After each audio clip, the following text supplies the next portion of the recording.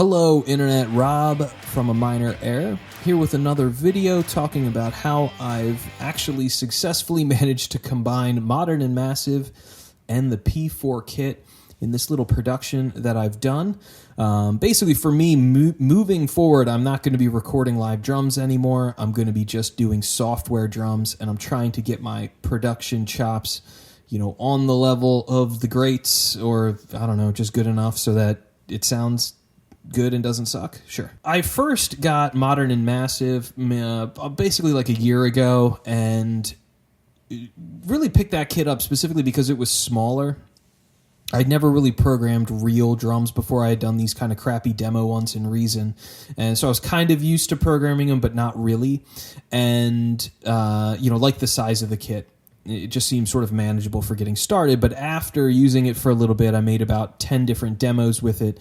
I felt a little limited with the cymbal options, the tom options. There just weren't really enough kind of toys for me, especially kind of missing a stack. That was actually kind of big. I like the China in Modern and Massive, and that's awesome, but not having a stack was kind of a big deal, especially since I write primarily metal. I chose to get the P4 kit over Invasion just because Invasion seemed a little too big and then kind of overwhelming for me, and P4 just seemed kind of to be the right size. So what I'm doing here is I've kind of created my first project using P4, and then decided to just jump right in and start to layer the two of them. What we'll do is I'll have the little chapters down below so you guys can skip around and get to the parts that you're most interested in. We'll start with my demo so that you can hear the track that I put together for the review of this Jericho guitar, and then we'll talk about the good, the bad, and kind of my overall sort of thoughts. So let's get into it.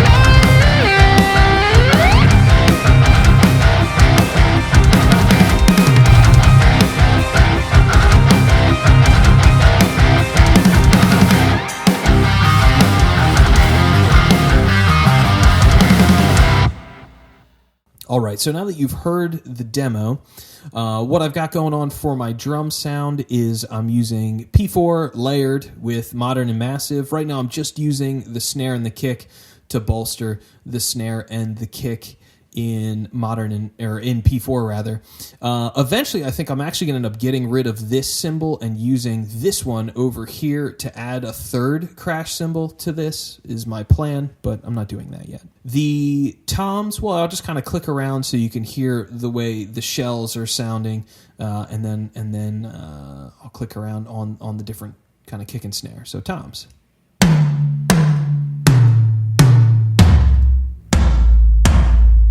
I like the toms. I think they're really cool. They're not like big, almost like bass drums, the way the modern and massive ones can be. So I think for some productions, I might actually end up using the actual toms in modern and massive, maybe just +1 from over here. I mean, there's all sorts of cool ways you can combine them.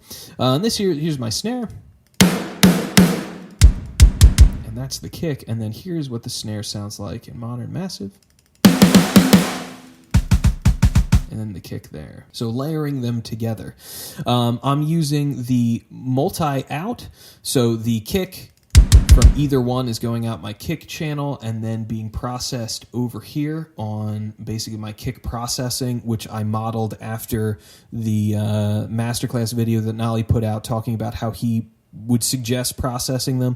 And overall, I think I'm pretty happy with how the kit is sounding. Obviously, love some feedback from you guys, especially if there's something obvious that I'm missing. You know, by all means, drop me a comment down below. I would love to hear it. But anyway, continuing on. The process of getting this linked up is actually very easy, which is nice because usually when it comes to Kontakt is the worst. The process is real simple. All I did was drag an instance of modern and massive in, went to the settings and the routings, basically cleared the map, and then just double checked over here in the map over here, you know, what the kick and the snares, including the flam, was set to, and then just set them to the same thing. And then I don't have to worry about it. All of them are zeroed out, so nothing else is going to trigger. And that's basically it. The only other thing you have to do is make sure your MIDI channels are set to OMNI in both of them. I don't really understand the technical reason why. I just know that that's what you have to do to get it to work. And that was it. And then it worked. And then basically I just started experimenting with different drums in modern and massive and experimenting with, you know, layering them in there. So for the kick, I decided not to send it to any of the rooms because I'm not really using the rooms for the kick sound anyway. So those are just muted. Very little amount of the kick sub, and then actually not too much really of the kick in general. It's more the snare for me, sending quite a lot to the snare top, less to that snare bottom output, and then, you know, obviously the room being the one that's super important when it comes to kind of getting that, you know, periphery drum sound is really seems to be, to me at this point, my conclusion is it's mostly about getting that room processed correctly. And I think that's the thing I'm still not quite doing right. But I think it doesn't sound like crap either, so that's cool. And that's basically it as far as, you know, getting the routing to work. It's super quick and easy. So what I'll do is I guess I have a loop set. I will solo it so that all you do is get the drums, and I will basically turn the modern and massive ones on and off and see if you can hear the difference. It's a subtle thing. It's not over the top obvious. The snare to me does make a pretty big difference, but let's go.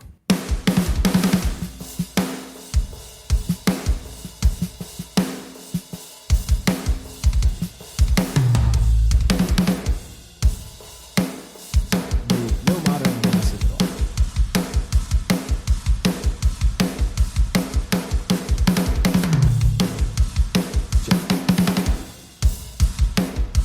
Now I'll bring the snare back in.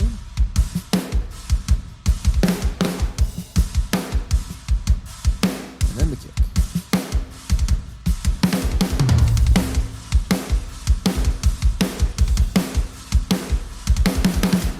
So I'm pretty happy with it. I think it sounds pretty good. It's not, you know, not on the level of Nolly or a bunch of other guys I've seen on, you know, on Facebook or Instagram or whatnot, you know, programming or mixing wise, but I think I'm getting there slowly.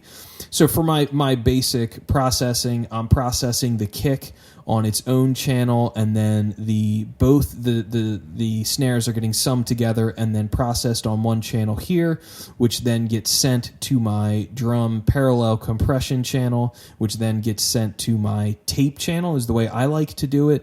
That's not the way that Nolly does it necessarily, but that's the way I like to do it. Toms are all then summed to over here so that I can have a sort of specific amount of tape put on them to kind of saturate them extra before I send them to the drum squash, and then before they get saturated again. So I don't know. Maybe there's too much saturation there. But I like the toms. I think the toms sound pretty good.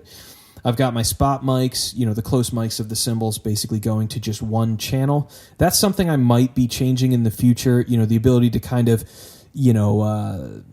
choose to EQ the ride separate from the hats might become more important to me. I'm not sure yet. My approach was I decided to use the turbo on a bunch of the cymbals to kind of get a little bit of that extra little bit of processing on each one.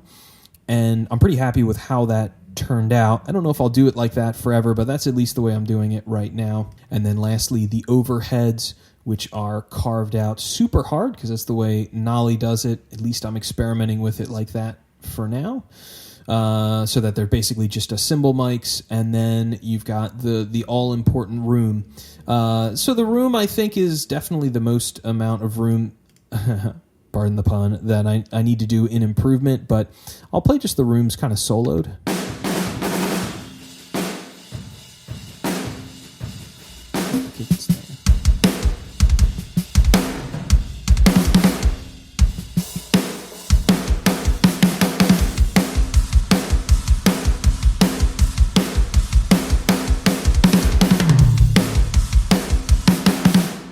So that's the layering of P4 and Modern and Massive.